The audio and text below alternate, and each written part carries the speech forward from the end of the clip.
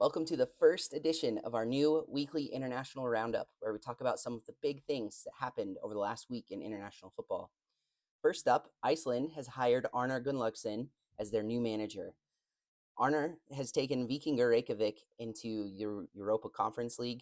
He's won several titles with them. He's been at the club for a long time. This is a logical next step for him. I think he's going to do a really good job with the Iceland national team. He knows Icelandic football really well. He's young and ambitious, so he's not somebody who's coming in and taking over the position that has maybe been to a World Cup before. He's never been. He's got a fiery personality. He knows how to get the best out of his players, as evidenced by the fact that he's taken home several titles in the Icelandic Bestadeildin. I'm really looking forward to this. I think he's going to come in with a plan. I think it's going to be a really positive step for Iceland. Next, Afghanistan has announced a training camp from February 9th to the 22nd in Saudi Arabia. They also announced a friendly with Thailand in March before they begin their Asian Cup qualification. Jorge Fossati is sacked from Peru. This doesn't really come as much of a surprise. I think everybody was really expecting this. I think the decision was finalized recently, but I think it was maybe realized a lot earlier, probably back in November. Peru has not had the World Cup qualifying campaign that I think that they had hoped for. They've been really disappointing, for being honest, and so they need some new life. And yeah, Fossati just was really struggling, didn't have it. So it'll be interesting to see who they end up bringing in. Miguel Herrera is the new manager of Costa Rica. This is a very exciting appointment. Really like this, and I'm looking forward to it. Owner of one of the best gifts, there's definitely a lot of potential with this hire. Obviously, we don't know what's going to happen. I really like it, and I think he can work with these players. I think he has a lot of good experience. It's a solid appointment in my book. We'll have to see what he ends up doing with them, but I think that they'll start to light up CONCACAF. The Kiribati Islands Football Federation has announced plans, along with a new kit, which is amazing if you haven't seen it, to select 24 of the best players from across Kiribati's islands. These players will train full-time in the capital, Tarawa, under the guidance of professional coaches. To support their commitment, each player will receive a small monthly stipend, enabling them to focus entirely on their development. This program not only aims to improve individual skill, but also to create a pathway for players to join professional leagues across Oceania. The national team will represent Kiribati in regional matches, uniting the nation and showcasing its footballing potential. Their ultimate goal, obviously, is membership in OFC as well as FIFA. We wish them good luck, and yeah, make sure you check out that kit because it's awesome. There are strong rumors of more recruitments for Indonesia. Ole Romney is one of them, currently playing for Oxford United. Jairo Redewald at Royal Antwerp is another one, and Mitchell Bakker, who's currently playing at Lille on loan from Atalanta. Exciting times again with 3 quality players coming in. Also, in the recruitment space, we've learned that Mauritius is likely to call up in March the following 4 new players. Adrien Monfray, who plays for Troyes in Ligue 2 in France. Rosario Latouchant, who plays for FC 93, also in France. Gianni Di Pizio, who plays for Sydney Olympic in Australia. And Noah Hinnard, who plays for Haguenau, also in France. So 4 really solid additions. Monfray, that's a quality, playing in the 2nd division in France. I think that's a quality player for Mauritius to get. So I'm really looking forward to that. But I think they'll all offer something. We are now 10 days away from the AFCON draw, which will take place on Monday, January 27th. Super excited to see who gets in with who, and if there'll be any groups of death and any potential upsets, potential teams going far. So looking forward to that. Moving to South Korea, the entire KFA election committee resigned Friday after Hugh Jung-moo won his injunction against holding the election last week. His injunction stated that the election committee was not publicly known and therefore not fair. A new presidential election will take place in February, as it was been recently confirmed, after a new committee has been formed. Crazy times at the Korean Football Association. Kind of started with the whole Klinsmann piece, and ever since then, it's kind of been a bit of a firestorm. So we'll have to see if they can finally get an election in place and start to get their ducks in a row. Thankfully, their national team seems to be performing okay on the pitch. Rigobert Song, the former Cameroon manager, was appointed as the new manager of Central African Republic. Or is he really? Apparently, Song's appointment has not gone down well with the Federation. He was appointed by the Minister of Youth, Sports, and Civic Education and not the Federation. In a release, the Federation has said the following: the Executive Committee of the Central African Football Federation, meeting in extraordinary session on January 14th, 2025, informs national and international opinion that it was not associated or consulted in making this decision. Consequently, it declares that it does not recognize itself in this unilateral decision contrary to the provisions in force.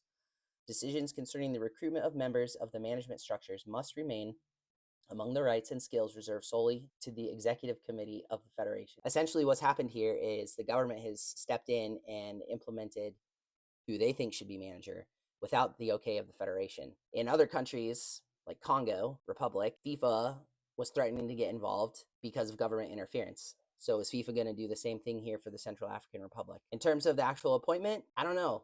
Hard to say. I don't know if Central African Republic may have been able to get somebody better. I think Rigobert Song is actually a decent appointment. The way that they went about doing it, I think, was very poor, and obviously the federation had nothing to do with it. So story has yet to play out. Another nation that has recently hired a manager is Malta. Malta has hired the Italian Emilio De Leo as new manager. He's worked with Serbia as an assistant under Sinisa Mihailovic, as well as with major clubs like AC Milan, Torino, and others. Emilio De Leo said in his introductory press conference, "I'm honored to have been appointed national coach of Malta. I know that the Maltese people are very passionate about football. They love their national team, and for me, it is a privilege, but also a great responsibility to be the national team coach. I was impressed with the professional approach adopted by the Malta FA throughout the recruitment process. This speaks volumes not only of the association's vision, but also of the exacting standards expected of the coaches working within the national team setup. I am fully aware that this is a very challenging job, but I firmly believe in this project, and together with my coaching setup, we will be doing everything in our power to help Malta become successful." I like the words, Coach De Leo. I hope it works out for you. A player that we recently highlighted is Win Son San for Vietnam, and unfortunately, he was injured in the Asian Championships and is expected to be out for the next 8 to 9 months after breaking his right leg. This means that he's going to miss the first 2 matches of the 2027 Asian Cup qualification against Laos and Malaysia for sure, and will look to be fit for October's matches against Nepal. That's a pretty big blow for Vietnam, especially for a brand new player that they've brought in who was absolutely electric, scored a ton of goals in the Asian Championships, helped them win it, and now he's going to be missing for their qualifiers. The match against Malaysia, him being out for that is a really big blow. Good luck to Vietnam. Hopefully Son San heals quickly and gets back maybe even sooner. Indonesia, as we return, Patrick Kluivert has officially been announced as the new manager. We recorded a video last week that talked about our thoughts on this appointment. You can go back and look at that. But the official unveiling took place, and he's got his coaching staff, and he's now getting ready for March, which is going to be huge. They've got Australia away, and then they have Bahrain at home. We'll have to see how Kluivert gets on. Isaac Ngata, the interim manager for the Congo Republic, has been let go. They haven't brought anybody in yet. They showed him the door, and so Congo currently has nobody in place, not any sort of manager or interim manager. Apostolos Echismansios is the new manager of Cyprus. His appointment came earlier this week, and, well, we'll just have to see what he can do with Cyprus. The Federation of Zambia unveiled a new FIFA-funded national team bus, and here it is. Looks pretty nice. I'd like to take a ride on that. Didier Deschamps announced that he will step away from France after the 2026 World Cup. He won a World Cup with them. He's been a manager for them for a very long time. Absolute legend of the game. He's got one more cycle. We'll see if he can bring home another World Cup for them. North Korea has scheduled 2 friendlies with clubs ahead of the March window. This is big news because North Korea doesn't typically, A, play matches, a lot of matches outside their country that at least we're aware of, and B, this comes after they've kind of opened up their doors recently as a nation. So they have 1 match scheduled against PFC Sirkon from Uzbekistan. They had another match scheduled for SC Gilani from Kosovo, but it appears that match may have been canceled. So perhaps they're only down to 1 now. We'll see if they can bring another one on board. But the match against Sirkon is going to take place in Antalya in Turkey.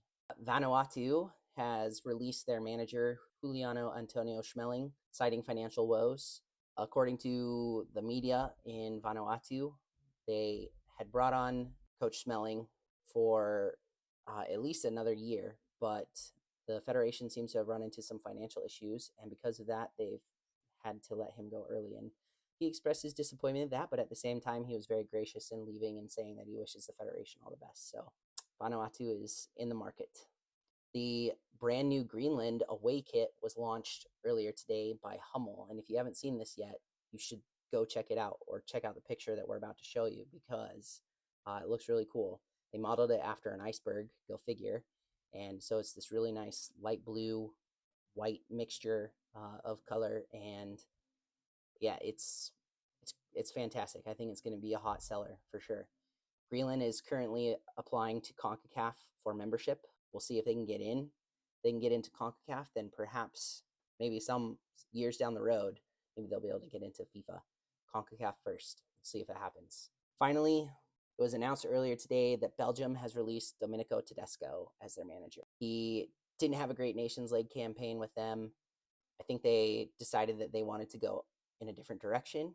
So they showed him the door. He's gone. Short list for replacements for him for Belgium: Erik ten Hag, Mark van Bommel, Thierry Henry, Rudy Garcia.